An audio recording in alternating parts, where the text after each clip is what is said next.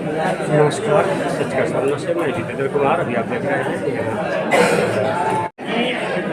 3 करोड़ से ज़्यादा का चल रहा है। कितने दिनों में ये संभव हुआ? ये हमको 2 साल में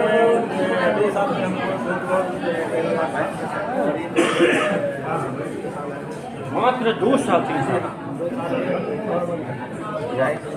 ये कहा जाए कि ये कंपनी फैक्ट्री में लोग जो है करते हैं भैया बिहार में कंपनी लगाओ, फैक्ट्री लगाओ, ये लगाओ। अगर आप सक्षम हैं तो सब कुछ यहाँ पे आसान ईजिली हो सकता है। सिर्फ मन लगन होना चाहिए।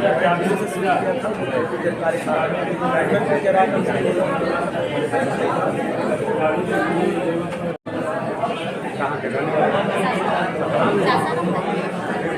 और मैंने भी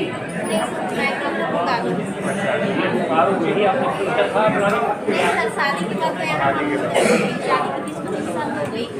उसके बाद 15 साल से मेरा कैसा लगता है ये आप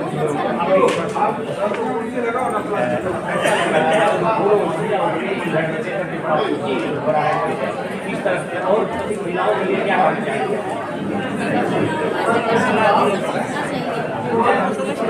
महिला जो है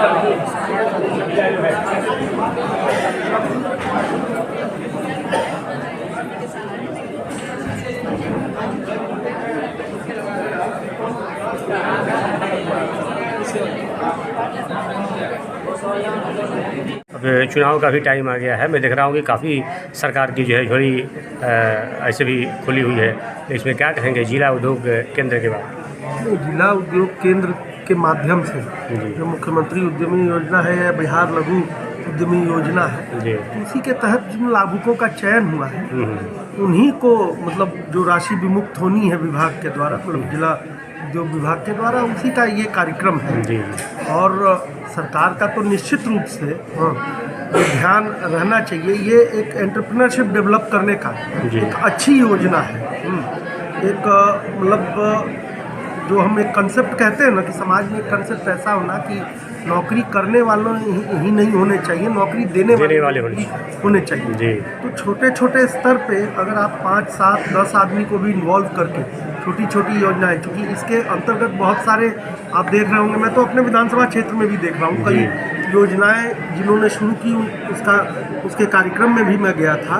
तो कहीं कोई पेपर का कुछ गत्ता बना रहा है, कुछ मतलब उसका किताब कॉपी बना रहा है, अलमीरा का है, बॉक्स मतलब बनाने का है, बहुत सारी छोटी छोटी करीब 59 योजनाएं ऐसी हैं। उसके अलावा आपको मतलब कि क्या कहते हैं पैकेजिंग का है।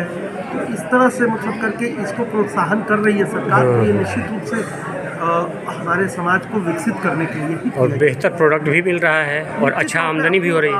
आपके घर पे बाहर से कहीं कोई आयातित नहीं है जी, किसी दूसरे प्रदेश से आना नहीं है। आपके अपने प्रदेश में, अपने ज़िले में, अपने पंचायत तक ये योजना पहुंच रही है। तो ये इससे लोग लाभान्वित हो रहे हैं। इसमें मैंने बात किया महिला उद्यमी भी काफ़ी बढ़ चढ़ के हिस्सा ले रही हैं। महिलाओं का शेयर कुछ ज़्यादा है। सरकार की योजना के अंतर्गत महिलाओं को प्राथमिकता दी जा रही है। अनुसूचित वर्ग के लोगों को, अनुसूचित अन्य पिछड़े वर्ग के लोगों को या अन्य अल्पसंख्यक वर्ग के हैं आप, उसके अलावा ऐसे सामान्य भी वर्ग के जो लोग हैं जिनकी आय 72,000 रुपये से कम है जी, उनके लिए भी योजना है। तो ये योजना ऐसा कोई भेदभाव का नहीं है जी। और यही प्रयास रहना चाहिए किसी का भी।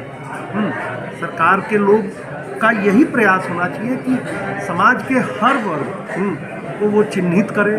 जिनकी आय मान लीजिए 72,000 से कम है वो भी लघु उद्यमी योजना के रूप में लाभान्वित हो रहे हैं। अनुसूचित जाति, अनुसूचित जनजाति, आपको जनजातीय समुदाय तो हमारे यहाँ कम है, लेकिन फिर भी अनुसूचित जाति, पिछड़ा वर्ग, अन्य पिछड़ा वर्ग, अल्पसंख्यक वर्ग और महिला, युवा, इस तरह के उद्यमी बनाने की ये कोशिश हमारे यहाँ वैसे अगर देखा जाए परसेंटेज के हिसाब से अन्य राज्यों के मुकाबले कमी है, लेकिन फिर भी एक शुरुआत तो हुई है।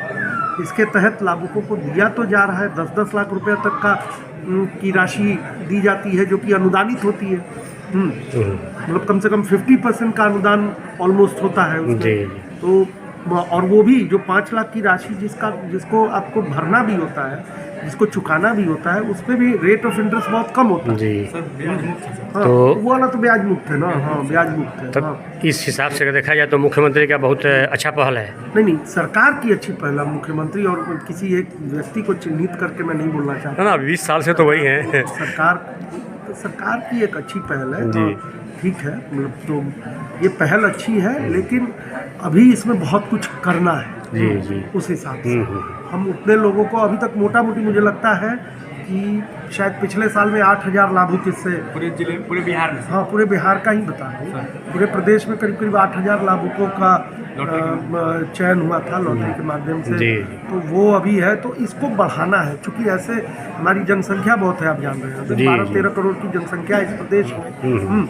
ये परसेंटेज बहुत कम है, तो इसमें बहुत काम करना है आगे सरकार को। और इसमें ये एक शुरुआत है। ये शुरुआत अच्छी है। इसके लिए मतलब मैं ये कह रहा हूँ कि इसके तहत ये शुरुआत चूँकि बहुत ही अच्छा प्रयास है, इस प्रयास को और आगे बढ़ाने की भी ज़रूरत है। ये शिक्षा और चिकित्सा ये दो ही मुख्य ऐसे बिंदु हो रहे हैं कि कहीं ना कहीं अभी हमारा जो क्वालिटी शिक्षा हो, बेहतर इलाज हो, ये कहीं ना कहीं अभी हमारे बिहार में प्रभावित है। निश्चित मैं मानता हूँ बहुत कमी है। हम अभी तक मतलब नेशनल पर्सपेक्टिव जो है शिक्षा के क्षेत्र में और चिकित्सा के क्षेत्र में या स्वास्थ्य के क्षेत्र में, उसको हम मैच भी नहीं कर पा रहे। कुछ छोटे छोटे प्रदेश जो कुछ बाद में हमसे सृजित हुए, बाद में जो प्रदेश हैं वो हमसे आगे बढ़ गए हैं।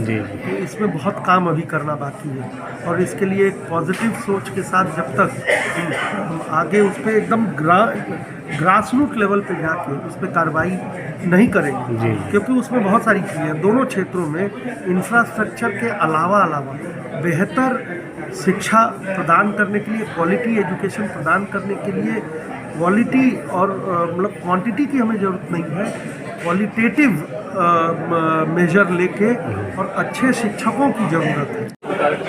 और अभी देख रहा हूँ सभी क्षेत्रों में महिलाएं जो है नंबर 1 पे, जहाँ पे ये चाहे हो बिजनेस हो, शिक्षा हो या किसी भी क्षेत्र में आप जाएँ तो महिला का जो है अभी भागीदारी हो गया है। ऐसे ही सभी जुड़ रहे हैं हमारे